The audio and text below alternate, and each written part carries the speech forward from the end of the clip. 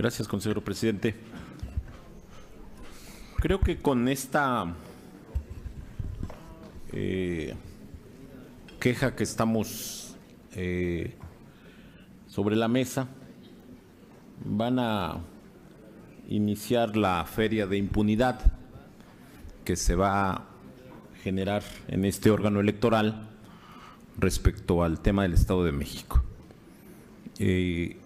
Yo diría que así como viene el orden del día, revisando muchas de las resoluciones que se van a proponer, pues el INE está, desde nuestro punto de vista, torpedeando en su conjunto el modelo de fiscalización, porque no quiere asumir plenamente su función de órgano nacional electoral que le permita allegarse de todos los elementos, de todas las pruebas y vincular lo que obran los expedientes para sancionar. Veo que hay una feria de vistas a muchas autoridades.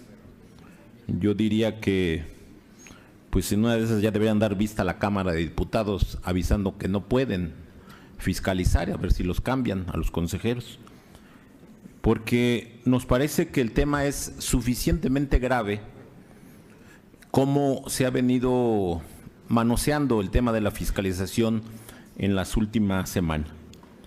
Y evidentemente se genera un escenario en donde, para sorpresa de los ciudadanos, en el Estado de México no pasa nada. En el Estado de México hay un gobierno federal, un gobierno estatal, un candidato que es ejemplo cívico del cumplimiento de la ley y que la autoridad nacional, de manera complaciente, va a ir rechazando todos los temas que tienen que ver con la fiscalización.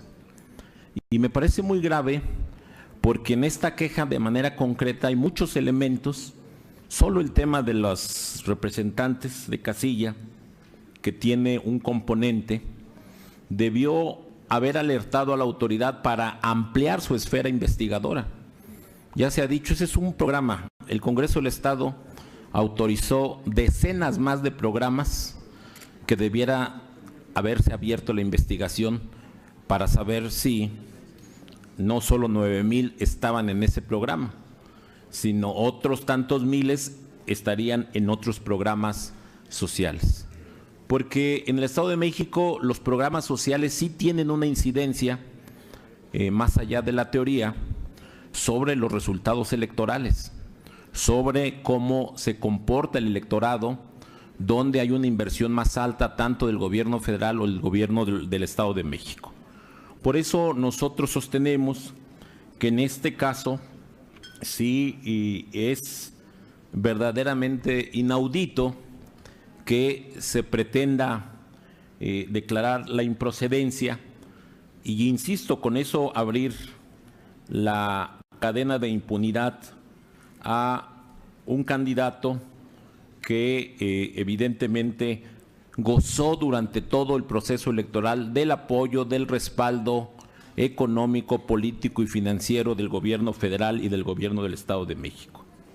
Y grave aún es que el órgano de fiscalización nacional no aclare toda una serie de elementos que hay en torno precisamente a la fiscalización. Y voy a poner dos ejemplos que me parecen de por sí ya graves y ojalá se aclaren. Ayer se publicó en algún medio que el titular de la unidad de fiscalización tiene vínculos con una diputada, exdiputada priista, por cierto, del municipio de donde es el candidato del PRI, de Huixquilucan. Habría que pedir una explicación sobre ese tema, porque eso torpedea la calidad de la fiscalización de manera muy clara. Y otro dato más que no se sabía, por lo menos no creo que todos lo supiéramos. Durante el 2013, según el informe de actividades del Banobras, el contador Eduardo Gursa Curiel fue miembro del consejo directivo de este banco, ¿sí?, siendo titular el director general, el señor Alfredo del Mazo Mas. Me parece que ese es un tema también relevante, saber cómo el que encabeza la fiscalización y que va proponiendo exonerar a Alfredo del Mazo formó parte del consejo directivo de Banobras, donde el titular era Alfredo del Mazo.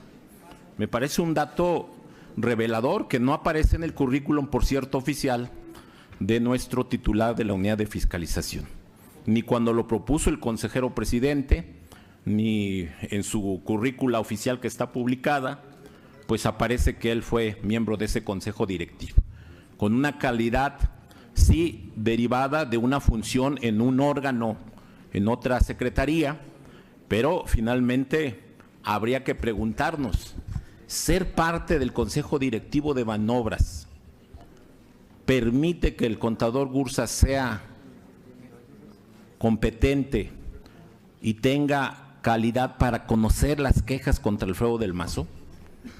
No habrá incompatibilidad, pero me parece que lo grave es que el tema jamás se supo. No hubo ni siquiera, dice la ley, que cuando haya posible conflicto de intereses se tiene que informar al Consejo General. Yo no sé si al Consejo General se le informó que el contador Gursa fue en algún momento miembro de ese consejo directivo de Banobras, siendo, insisto, Alfredo del Mazo titular de dicho banco. Por eso me parece que, miren, todo lo que se vaya a resolver el día de hoy en esta materia solo va a ir confirmando lo que es evidente, que se le ha generado a el Estado de México una situación de impunidad con programas sociales, con inversión pública, para que de esa manera parezca que la normalidad democrática funciona en el Estado de México. Es cuanto.